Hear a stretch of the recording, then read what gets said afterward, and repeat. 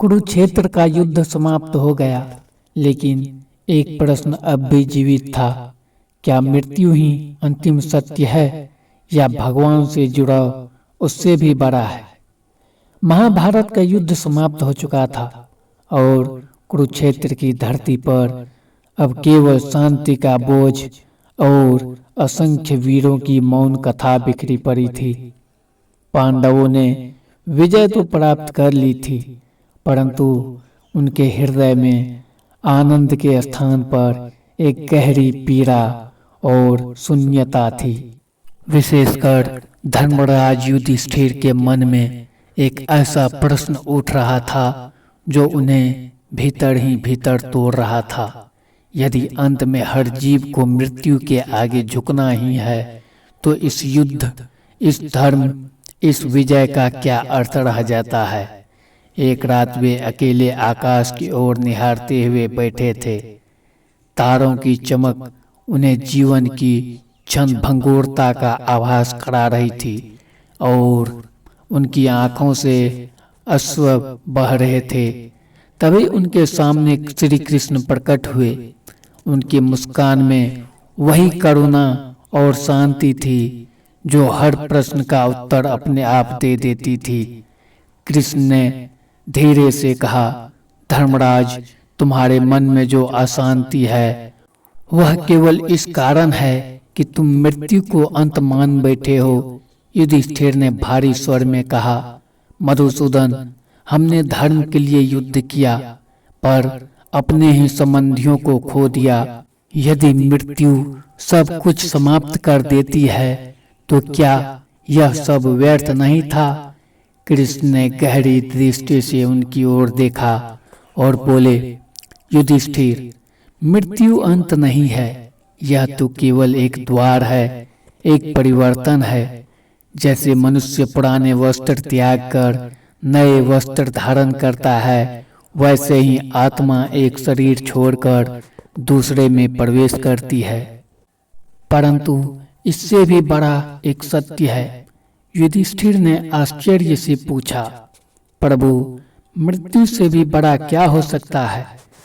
कृष्ण ने उत्तर दिया, भगवान से जुड़ाव, आत्मा का परमात्मा से मिलन ही वह सत्य है जो मृत्यु को भी छोटा बना देता है। जो व्यक्ति जीवन में मुझे, मेरे सत्य को, मेरे प्रेम को पहचान लेता है, उसके लिए मृत्यु केवल एक मार्ग बन जाती है, न कि अंत। युधिष्ठिर का हृदय इस उत्तर को सुनकर कांप उठा। उन्होंने कहा, तो क्या हर कोई इस मिलन को प्राप्त कर सकता है? कृष्ण बोले, नहीं धर्मराज, यह मार्ग सरल नहीं है। यह केवल उन लोगों के लिए है जो अपने भीतर के अहंकार को त्याग देते हैं, जो अपने कर्मों को शुद्ध रखते हैं, जो हर परिस्थिति में भगवान का स्मरण करते हैं, जिन्होंने अपने जीवन को केवल अपने लिए नहीं बल्कि धर्म और करुणा के लिए जिया है। कृष्ण ने आगे कहा, इस युद्ध में जो वीर गिरे उनकी मृत्यु एक समान नहीं थी। जिसने धर्म के लिए अपने प्राण त्यागे और जिसके हृदय में ईश्वर का स्मरण था, उसकी आत्मा मृत्यु के पार चली गई। परंतु जो केवल अहंकार, क्रोध और स्वार्थ में डूब रहे, उनके लिए मृत्यु एक अंधकार बन गई। यह सुनकर युधिष्ठिर के मन का अंधकार धीरे धीरे समाप्त होने लगा। उन्होंने अनुभव किया कि जीवन का उद्देश्य केवल जीना या जीतना नहीं है, बल्कि भगवान को पाना है।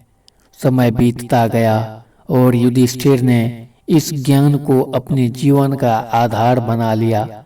उन्होंने न्यायपूर्वक राज्य किया, परंतु उनके भीतर अब किसी भी वस्तु का मोह नहीं था, क्योंकि वे जान चुके थे कि यह सब नश्वर है। अंततः वह समय भी आया जब पांडवों ने राज त्याग दिया और हिमालय की ओर अंतिम यात्रा प्रारंभ की।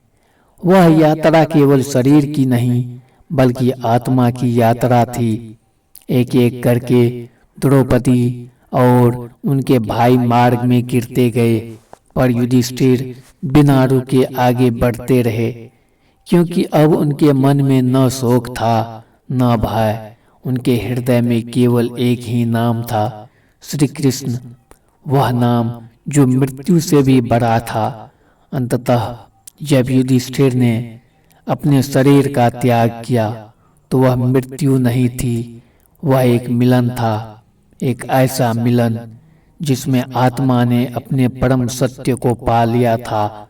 और उसी क्षण यह सिद्ध हो गया कि मृत्यु सबसे बड़ी नहीं है, सबसे बड़ा है भगवान से जुड़ाव, क्योंकि वही आत्मा को अमर बना देता है।